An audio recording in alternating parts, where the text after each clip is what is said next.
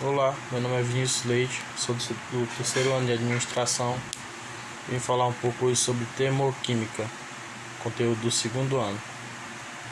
Bom, a termoquímica é um ramo da química que estuda as reações e os processos de mudanças de estado físico que envolvem trocas de energia na forma de calor.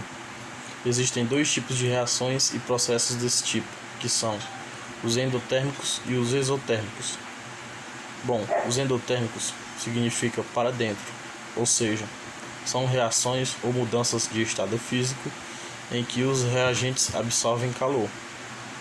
Por exemplo, a vaporização é a mudança do estado líquido para o gasoso, como quando as roupas no varal secam. Para que essa mudança ocorra, a água absorve energia e, dessa forma, suas interações intermoleculares são rompidas e as moléculas são liberadas na forma de vapor. Vamos supor um exemplo de reação química endotérmica, é o aquecimento do calcário. Ele absorve calor e se decompõe, originando entre seus produtos o óxido de cálcio, que é cal virgem. Vamos falar agora sobre os exotérmicos. Exo, que significa para fora, ou seja, refere-se a reações ou mudanças de estado físico em que se libera o calor. Veja dois exemplos. A solidificação da água em gelo é uma mudança de estado físico que ocorre quando há liberação de calor. Os motores à explosão dos automóveis funcionam a partir da energia liberada pela reação de combustão de etanol ou de derivados do petróleo, como a gasolina e o óleo diesel.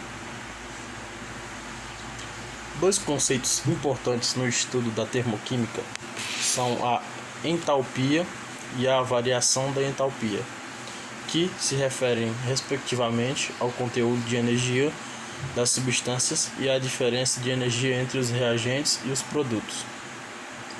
Quando a equação que descreve o processo inclui o valor da variação de entalpia, dizemos que é uma equação termoquímica.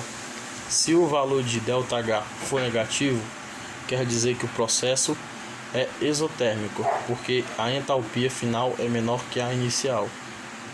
E se der positivo, o processo é endotérmico.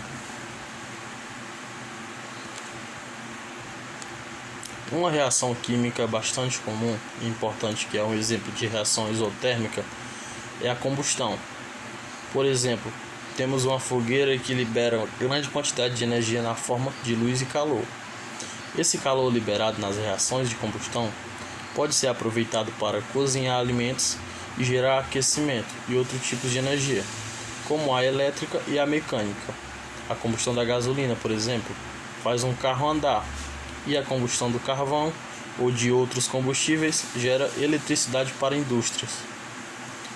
Um exemplo de processo físico que é exotérmico é a condensação. Você já reparou que, se deixarmos as garrafas de refrigerante gelado por um tempo em cima da mesa, serão formadas algumas gotas de água do lado de fora da garrafa? Esse processo é conhecido como condensação. Nada mais é do que a passagem do estado de vapor da água que está presente no ar para o líquido.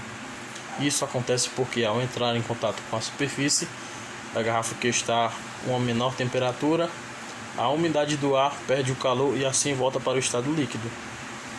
A solidificação, isto é, a passagem do estado líquido para o estado sólido, também é um processo exotérmico, pois ocorre perda de calor.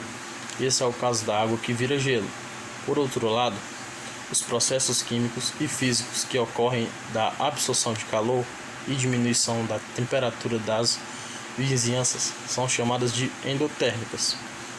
O prefixo endo, como eu já falei no começo, significa para dentro e exo, para fora.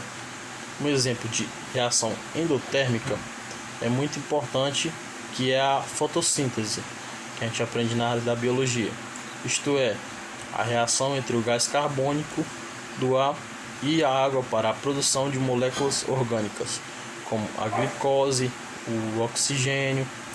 Para que essa reação ocorra, a energia solar faz-se necessária.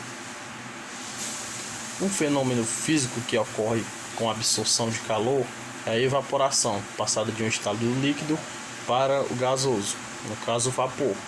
Como acontece com roupas lavadas, colocamos para secar no varal, a água passa para o estado de vapor porque recebeu energia solar. E é isso, obrigado.